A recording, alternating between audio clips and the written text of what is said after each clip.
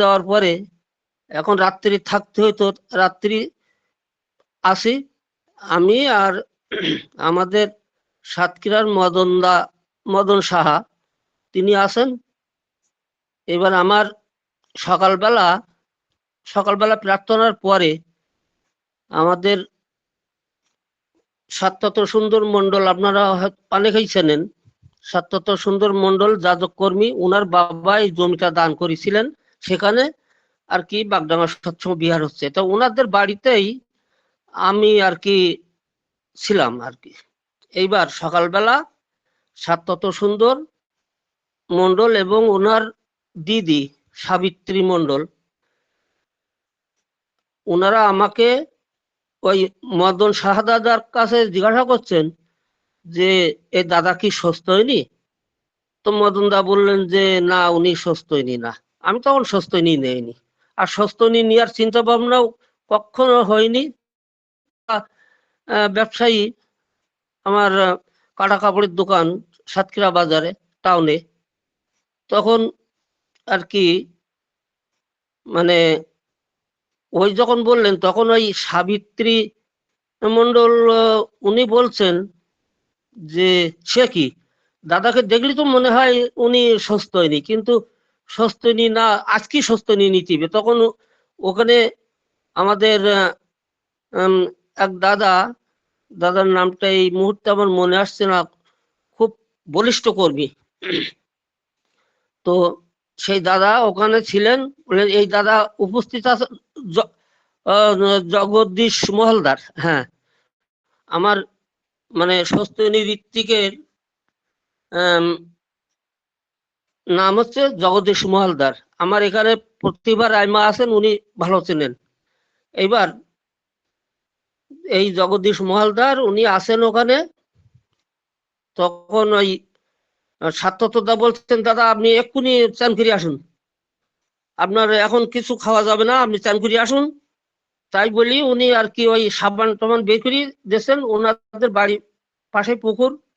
আমি বললাম না না না, আমি সুস্থ নিয়ে নেবো না, আমরা মানে ব্যবসায়ী মানুষ, আর আমাদের বাড়ি প্রত্যেকদিন মাছ ছাড়া আমরা ভাত খেতে পারি না, আমি সুস্থ নিয়ে নেবো না।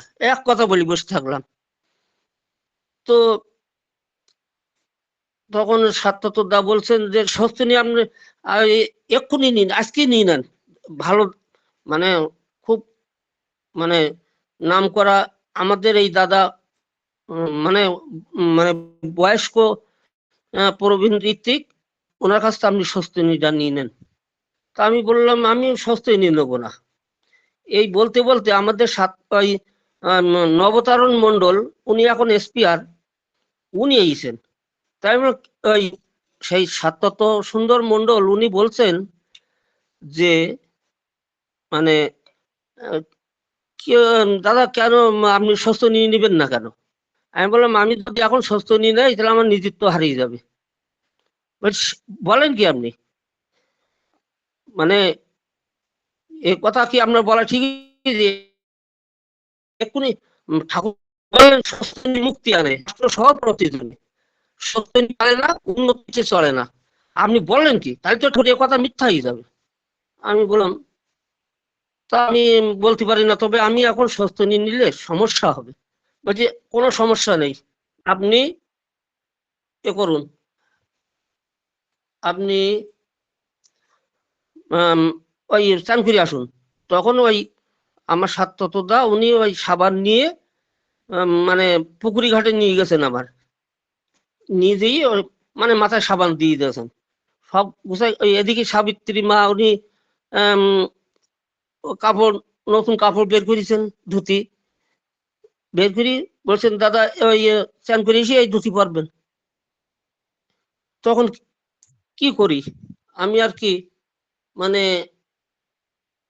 কোনো পথ খুঁজি, আমি তো না করি আমি নেব না, মানে আমার সুস্থ নিয়ে নেওয়ার কোনো কায়দা নেই। আমি যেহেতু আমি তার ওখানে থাকি, আমাদের বাড়িতে থাকি না, বর্দার ওখানে থাকি, আর ওখানে আমরা প্রত্যেকদিন আমাদের শুক্রবারে কেবল মাছ খেতাম না, তো সেই মানে শুক্রবারে মাছ রান্না করে রেখে দিত, শনিবারে দিয়ে খেতাম, এরকম একটা পরিবেশ আমাদের ছিল। তো আর ঠাকুরের কথা, আমি যেখানে থাকতাম ধুলিয়ার গ্রাম, ওখানে তো ঠাকুরের কথা কেউ সহ্য করতে পারে না। আমি তো এমনিতেই দীক্ষা নিয়ে তাই ওখানে অনেক চাপে ছিলাম। এইবার আমি কি করলাম, এখন জোরপূর্বক আমাকে নিয়ে স্বস্তিনী দিয়ে দিলেন। দেওয়ার পরে স্বস্তিনী নিয়ে বেরিয়ে আমি বললাম, মনে মনে চিন্তা করলাম, এই যা গ্রহণ করেছি এ আমি ছাড়ার মানুষ না, আমার যত যা হোক না কেন আমি ছাড়বো না। এইবার মানে এইবার ওই অবশ্য বাড়ি আসলাম। বাড়ি আসার পরে বৌদিকে বলছি যে, মনে করো রাস্তায় একটা সোনার দলা পড়িয়া আছে, স্বর্ণের দলা, তো কি মানে ওখানে রেখি আমি কি বাড়ি এসে জিজ্ঞাসা করে যাবো যে আমি স্বর্ণের দলা নেব কি না নেব? তো বলছিস কি তাই হয়, নিয়ে আসছি? হ্যাঁ আমি নিয়ে আইছি। তো তখন খুব হাসি খুশি। এইবার বললো কি পেয়েছো দেখি। আমি বললাম পাইছি, খুব ভালো জিনিস পেয়ে গেছি। তো এইবার আমার বৌদি সে নাচর বান্দা শুনবে। আমি তখন বললাম দেখো আমি স্বস্তিনী নিয়েছি। এই যেই বলেছি আর অমনি মুখ অন্ধকার, একদম অন্ধকার, মনে হয় যেন মানে আকাশে মেঘ। এইবার ঠিক আছে, কি করা। আমি ওই অবস্থায় আমার জায়গায় দিয়ে বসলাম। আমার দাদা বাড়ি এসে তখন রাত্রি, দাদাও দোকানদারি করে, দাদার দোকানের থেকে বাড়ি গিয়েছে রাত্রি তখন 11টা বাজে। টিপ টিপে বর্ষা, বর্ষা হচ্ছে আকাশে মেঘ। এখন বাড়ি যাওয়ার সঙ্গে সঙ্গে বৌদি দাদার কানে তুলেছে। এবার দাদা তো একটু গাঁজা খায়, দাদা গাঁজা খেতেন বা এখনো খান উনি। তো মানে তখন আর কি কি করা, মানে দাদা বলছে এই তুই এই মুহূর্তে আমার বাড়ি থেকে চলে যা, তোর মতন ভাইয়ের আমার দরকার নেই। আমি বললাম স্বস্তিনী নেওয়ার অপরাধে আমার চলে যেতেই বাড়ি ছেড়ে, ঠিক আছে যাব। এই কথাগুলো বলতে বলতে আমি সংক্ষেপে বলছি আর কি, বলতে বলতে রাত 12টা বাজছে তখন। রাত 12টা একটু উপরে গেছে, বিদ্যুৎ চমকাচ্ছে, বর্ষা। তখন লাইটটা নিয়ে আমি বেরিয়ে পড়লাম সাইকেলে। সাইকেলে ওই ওই বালিশ কাঁথা নিয়ে সাইকেলের পেছনে নিয়ে আমি বেরিয়ে গেছি। ওখান থেকে প্রায় 6-7 কিলো হবে, সাতক্ষীরা সৎসঙ্গ মানে মন্দির আর কি। তখন আমরা সাতক্ষীরা সৎসঙ্গ রামকৃষ্ণ সৎসঙ্গ মন্দিরে থাকতাম, মানে ওখানে প্রার্থনা করতাম প্রত্যেকদিন সন্ধ্যায়। তো মানে সোজা চলে গেছি, ভিজতে ভিজতে চলে গেছি। যাওয়ার পরে ওখানে ওই কলেজের ছাত্ররা ওখানে থেকে আর কি পড়াশুনো করতো সাতক্ষীরা কলেজে। এইবার আমি যখন ওই গেছি তখন কি ব্যাপার দাদা আপনি এই অবস্থায় এত রাত্রি? আমি বললাম, তখন ওনাদের খুলি বললাম, বলে ঠিক কাজ করেছেন, তা আপনি থাকেন এখানে, কোনো চিন্তা করবেন না। এবার থাকলাম, থাকার পরে আর কি ওই মানে ওই মানে ওই এর ভেতরে বাড়ির দিকে দাদা, এর ভিতরে কিছু বলেনি। এক সপ্তাহের মাথায় আমার দাদা এসে বলছে যে, আমার বড়দা বলছেন যে এই বাড়ি চল। আমি বললাম আমি বাড়ি যাব না, আমি এখানে ভালো আছি। তো বলছেন না, তখন বলছেন দেখ আমি, আমার অনেক লোকে খারাপ বলছে যে, আর দাদা আমার বাড়ি থেকে আমার দাদা আমাকে নিয়ে গিয়েছিল। তো আমি বললাম আমি যাব না।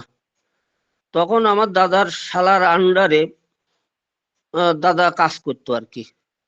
সেই সেই দাদা এসে আমাকে বলছে, বিশ্বনাথ তুমি চলো, আমি বলছি তুমি চলো, তোমার কোনো সমস্যা হবে না, তোমার সমস্যা যত সমস্যা হোক তুমি আমাকে বলবা, আমি দেখি নেবো তোমার দাদারে।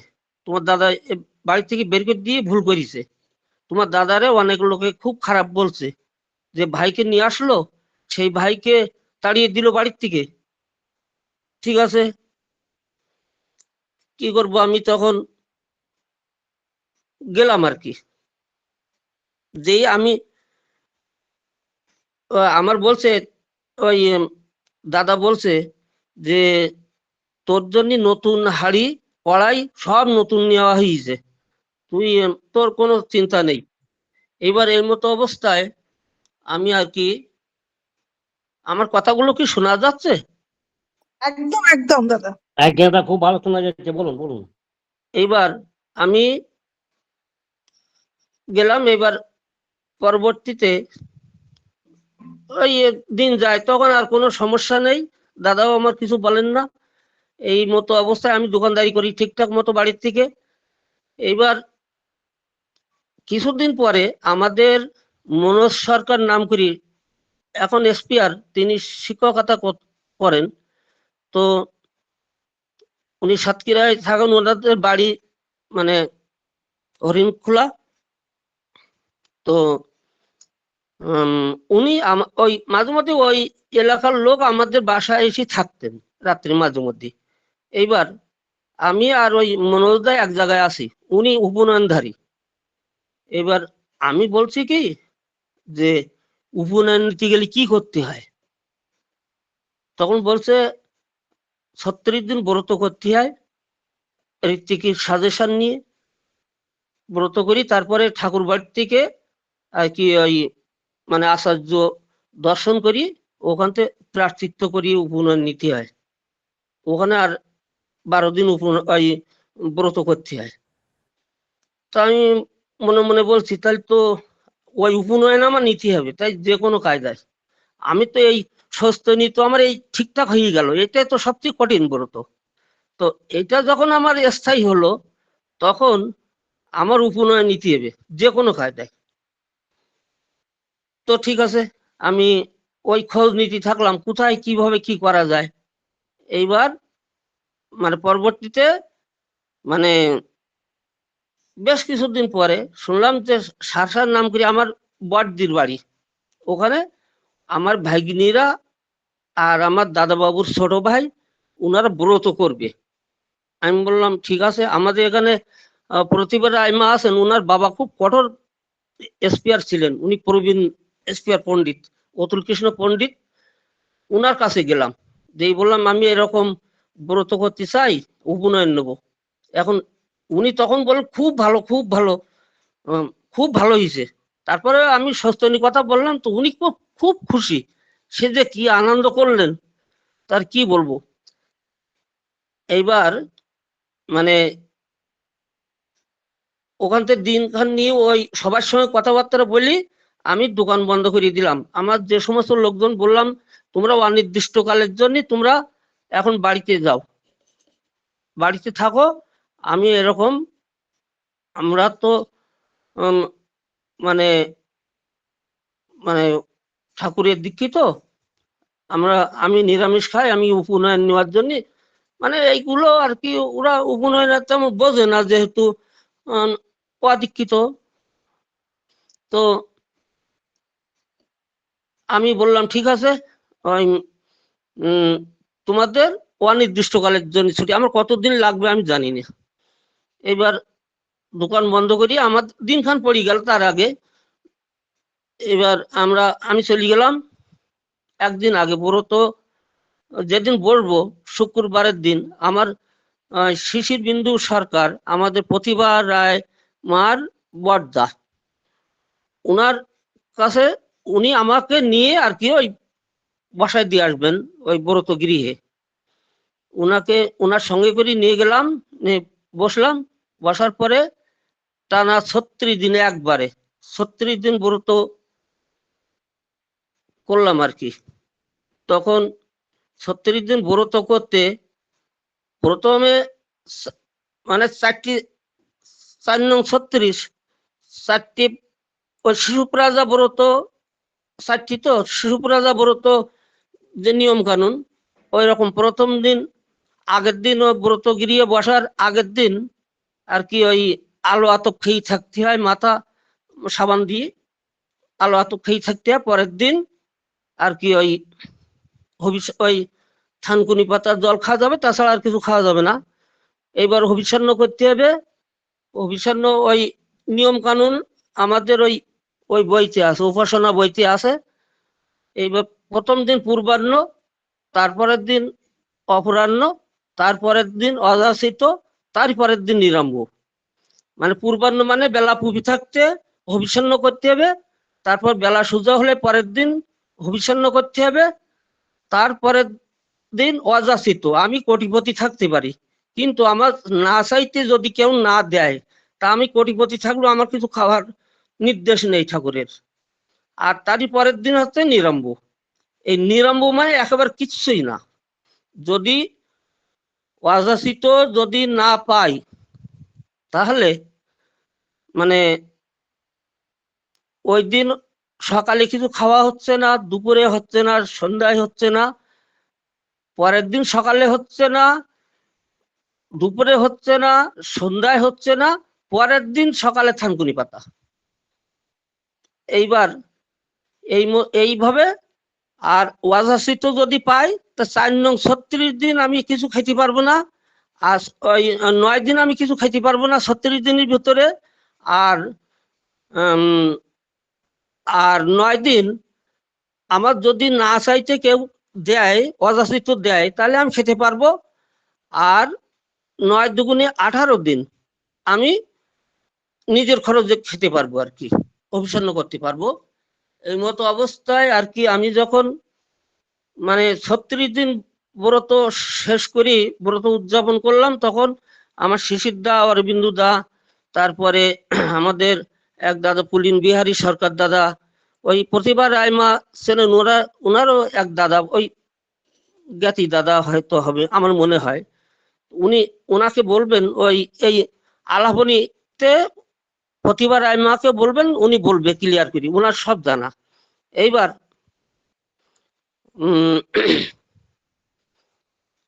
আমি আর কি ব্রত উদযাপন করি। অনেক ঋত্বিক ছিল, অনেক লোক হয়েছিল ব্রত উদযাপনে। তারপরে এইবার ওখান থেকে বেরিয়ে আমি সুপদ চক্রবর্তী দাদার সঙ্গে ঘুরে বেড়ালাম 1 মাস। বিভিন্ন জায়গায় ঘুরে বেড়াতে, সৎসঙ্গ ঘুরে বেড়ালাম। বেড়ানোর পরে মানে ওই ঠাকুর বাড়ি চলে আসলাম। এর ভিতরে বাড়ি যায়নি, কোথাও যায়নি। মানে সুপদদার সঙ্গে, সুপদদার হাতে, চক্রবর্তী ব্রাহ্মণ মানুষ, বিপ্র মানুষ, ওনার হাতে রান্না খেয়েছি আর ওনার সঙ্গে ঘুরে বেড়াইছি খালি। এবার বেড়ানোর পরে 1 মাস বেড়ানোর পরে আমি চলে আসলাম সুজা দেওঘর। দেওঘর আসার পরে আমার ওখানে এক প্রহ্লাদ দার নাম ছিল, প্রহ্লাদ মন্ডল, উনি আর আমি দুজনে আসলাম দেওঘরে। দেওঘরে আসার পরে আমি সংক্ষিপ্ত করছি আর কি। দেওঘরে আসার পরে আমার ওই মানে ওই অজিত গাঙ্গুলি দা, ওনার সঙ্গে কথা বললাম। উনি ওই বাংলাদেশে বাঙালিদের আর কি উনি উপনয়ন দিতেন। উনি হচ্ছেন উপনয়ন ঋত্বিকাচার্য। তো ওনার সঙ্গে কথা বলার পরে উনি সব ক্লিয়ার করি। আজ আমাদের ওই মাথা মুন্ডন করি, গেরুয়া পোশাক পরাই আশুদেবের সামনে নিয়ে গেলেন। তখন বড়দা ছিলেন, বড়দার সামনে নিয়ে গেলেন। নিয়ে দিয়ে আশুর দর্শন করি আমরা। মাথা মানে ওই কাপড় মুড়ি দিয়ে আমরা সোজা ওই হাঁটতে হাঁটতে চলে গেলাম অজিত গাঙ্গুলিদার বাড়িতে। যেই আর কি আমরা, আমাদের একটা ঘর দিল, সেই ঘরে আমরা থাকলাম। থাকার পরে ওখানে 12 দিন আমার থাকতে হয়েছিল। তো আমার দিন ভালো গেছিল। ওখানে ব্রত করছিলাম, ওনারা রান্না বান্না করে দিতেন, ওই মা রান্না বান্না করে দিতেন।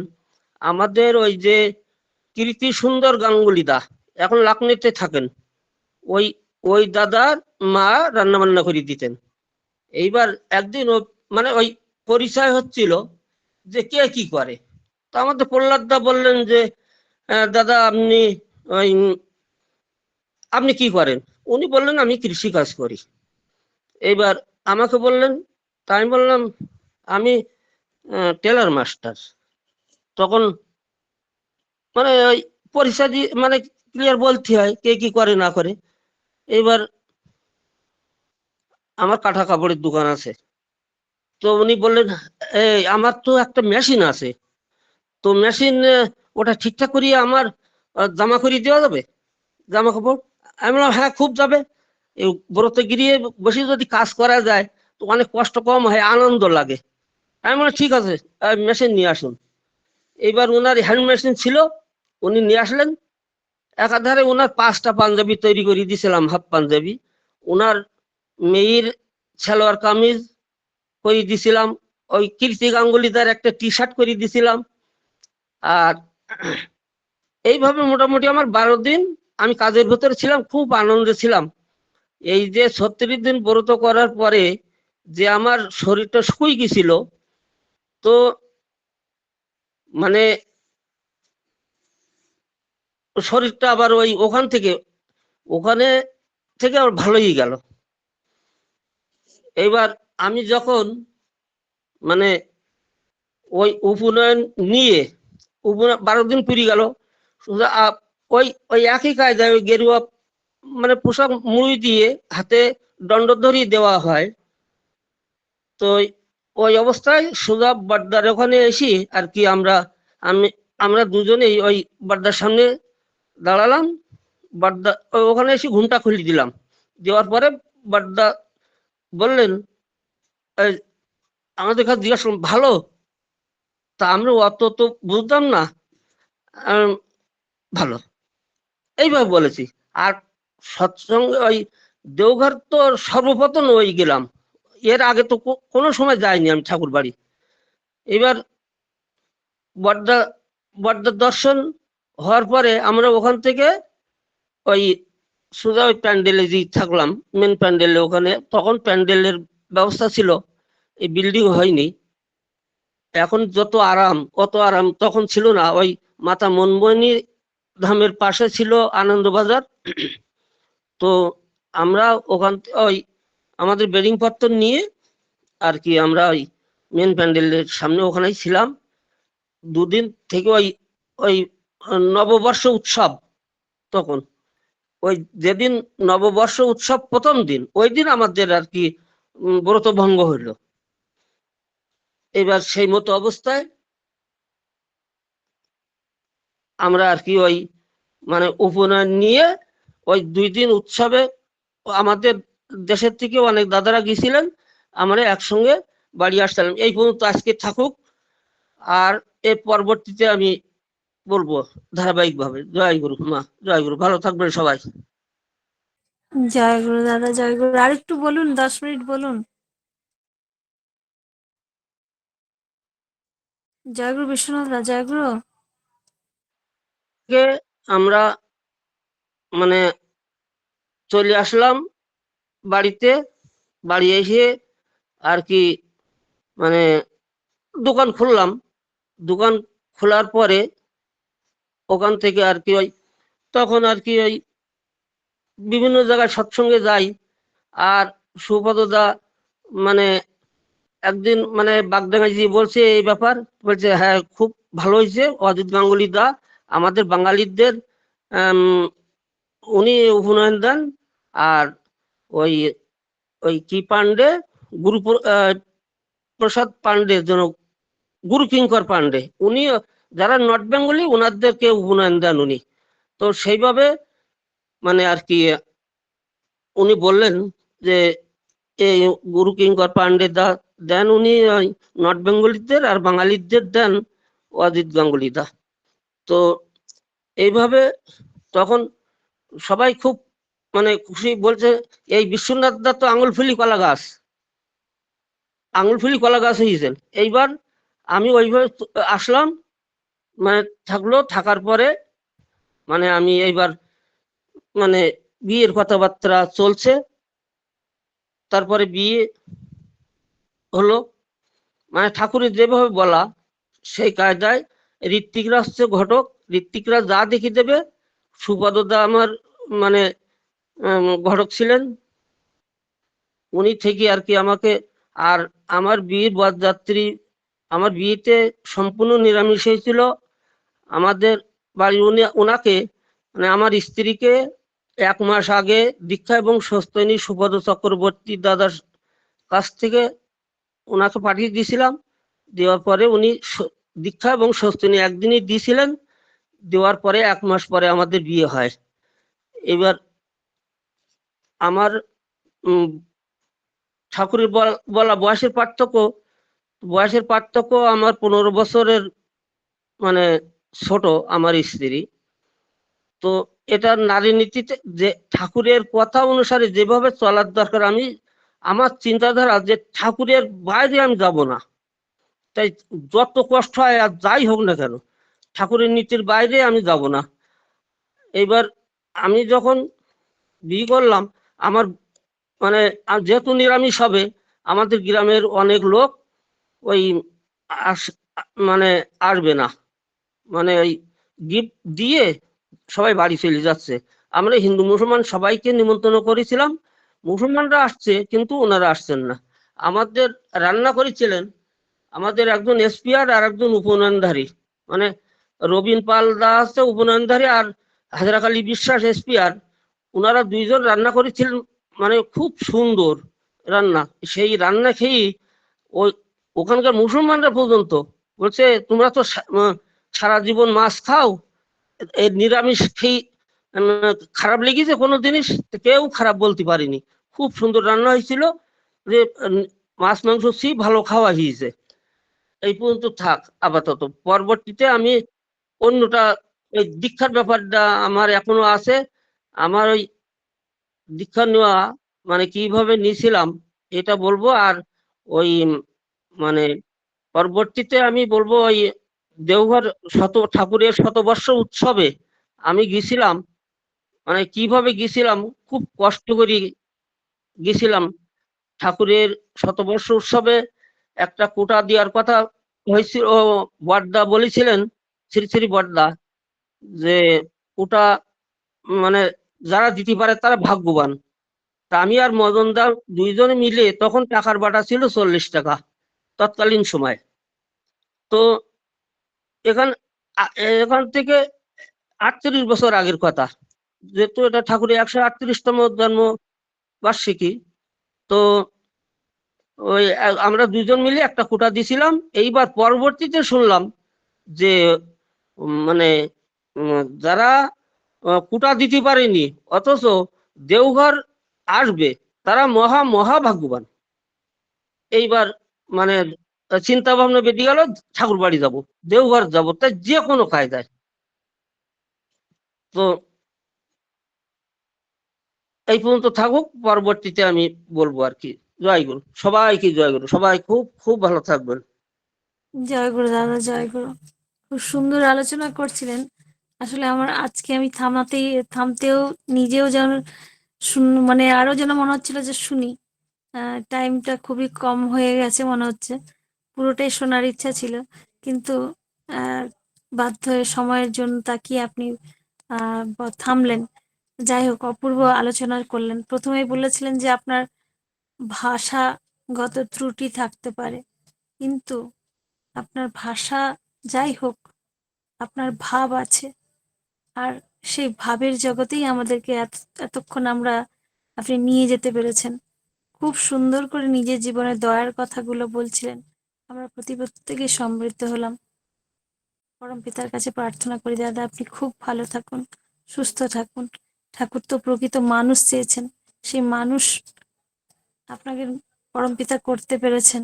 তাই দাদার কাছে আমি দাদার মুখেই শুনছিলাম যে 2বার ঋত্বিকের পাঞ্জার জন্য এসেছেন, কিন্তু মানুষ এত নির্লোভী মানুষ আপনি, যে অবলীলায় তাকে প্রত্যাখ্যান করতে পেরেছেন। এই হচ্ছে ঠাকুরের মানুষ। পরম পিতার কাছে আপনার সার্বিক মঙ্গল প্রার্থনা করি দাদা। খুব ভালো থাকুন, সুস্থ থাকুন এবং আনন্দে থাকুন পরম পিতাকে নিয়ে। এই কাতর প্রার্থনা দয়ালের রাঙা রাতুল চরণে। জয় গুরু দাদা।